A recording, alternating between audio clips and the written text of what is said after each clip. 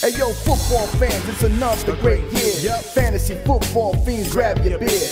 Giving you the best draft tips for your picks. Starts and sits to the waiver wire fix. From mock drafts galore to stats that's hardcore. Triple F does it all, have y'all screaming more. So sit back, relax, let the experts prevail. JT Magnum, Siggy guns never fail.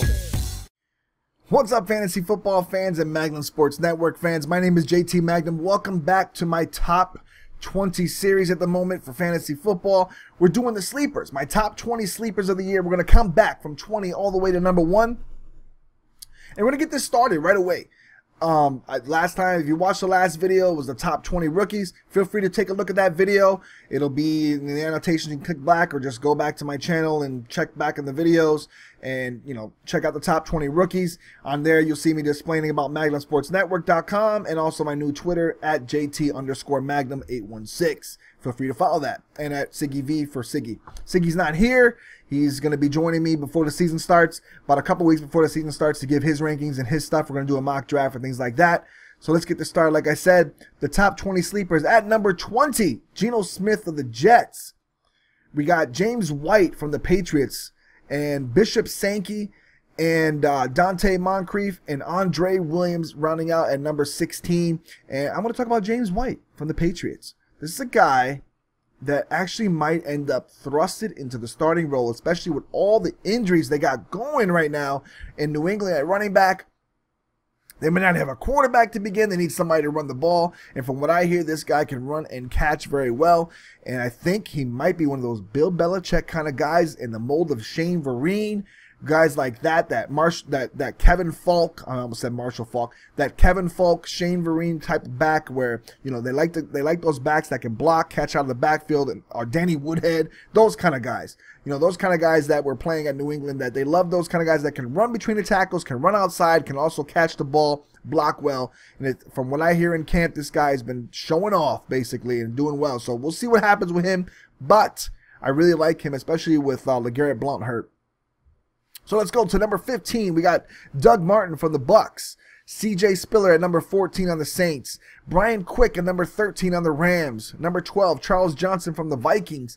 Number 11, Marvin Jones. Now, Charles Johnson from the Vikings, I really, really like him. He's got, this Vikings team is loaded, just loaded with speed at wide receiver. They have a lot of talented wide receivers, very fast, little raw, but little fast. And Charles Johnson is one of those guys that stepped up big time last year, especially towards the end of the season. Actually led the Vikings in receiving yards with Cordero Patterson on that team, and now he has Mike Wallace on the other side. Mike Wallace is a very, very speedy wide receiver, demands a lot of double teams, demands a lot of deep safety help from cornerbacks, because you can't just let him fly past you and you know, catch the ball.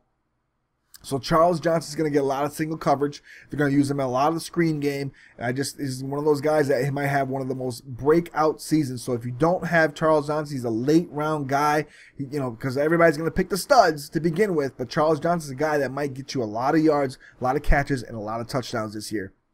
So we're going to number 10, Marquise Lee from the Jaguars. Number 9, Richard Rodgers, the tight end from the Packers. Number 8, Doug Baldwin from the Seahawks. Number 7, Dwayne Bowe from the Browns. And number 6, Allen Robinson from the Jaguars as well. And I'm going to talk about Doug Baldwin. I know I'm a 49er fan, but I'm going to talk about a Seahawk.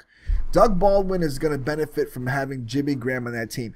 Doug Baldwin and Jermaine Kearse and those Seattle wide receivers they've seen a lot of single double coverage, because there's no really tight end that can really take the top off of a defense.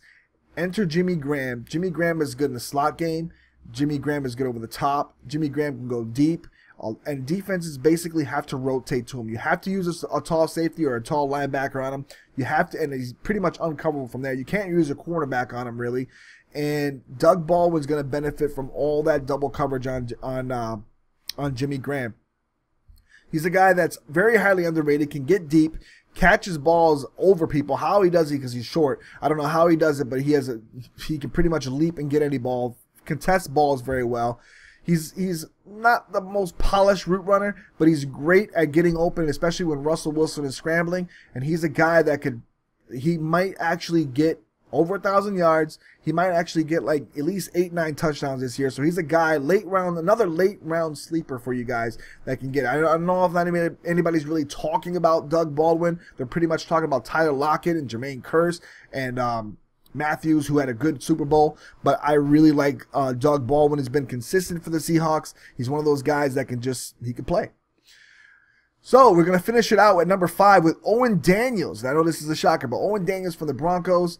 And then at number 4, I have a kind of combination because I'm not sure which one is going to start yet. And like I said, these are the preseason rankings. My actual rankings will be after preseason, so you guys can check those out and see how how I do with those. But number 4 would be Joseph Randle or Darren McFadden. I think Darren McFadden is going to end up being the starter once his hamstring heals. But Joseph Randle also shows some promise. But I think Darren McFadden might be the starter. If he's a starter, that Cowboys offensive line is sick, and he can run through any of those holes pretty much. And I think anybody who plays on that plays the running back position on the Cowboys is going to have a good season. So, number 3, Josh Hill from the Saints. Number 2, Stevie Johnson from the Chargers. And number 1, Sam Bradford from the Eagles. And I'm going to talk about Sam Bradford. Now, Sam Bradford, he's not a bad quarterback. He's actually a pretty good quarterback. He played well when he was on the Rams. Got traded to the Eagles. He is the perfect spread offense, basically accurate with deep balls, accurate with short passes. He can stand up. He can read defense, especially in a spread offense, because that's what he came out of Oklahoma. He's perfect for Chip Kelly's offense. And as you know, people like Mark Sanchez, Nick Foles, people have thrived under this Chip Kelly offense. And Bradford is a little better, obviously, than Mark Sanchez. I think he's way better than Nick Foles. And I think he's going to have a breakout year, barring an injury. This guy's been injury prone the last 2 years. We'll see if he can make it through the whole season. But Sam Bradford might be one of the biggest sleepers this year. And if you have a chance to draft wide receivers first, you can draft some running backs first or whatever, or running backs, wide receivers, tight ends first. Get Sam Bradford late round. You might have a stud at quarterback, barring an injury. You gotta hope you might have to draft another quarterback just to make sure, but he might be one of your biggest studs this year. I think he's gonna have a breakout season. So definitely him. Let me know in the comment section what you guys think. Who are your sleepers this year? I'd love to hear it. I'd love to know about it. I'd love to hear what you guys think. Feel free to ask me any questions in the comment section as well. What you think of what I think of your lineups, or feel free to just chat about anything you want in that comment section, all right? So like I said, I'm not always 100% correct. These are all predictions. That's what makes fantasy football so much fun. But, it is what it is. But, yeah, thanks for watching, guys. Don't forget to subscribe if you like the content. And, yeah, chat it up in the comment section, all right? So the next one will be the breakout players, or my top 20 breakout players of the year. So stay tuned for that, all right? JT Magnum signing out. Peace, y'all.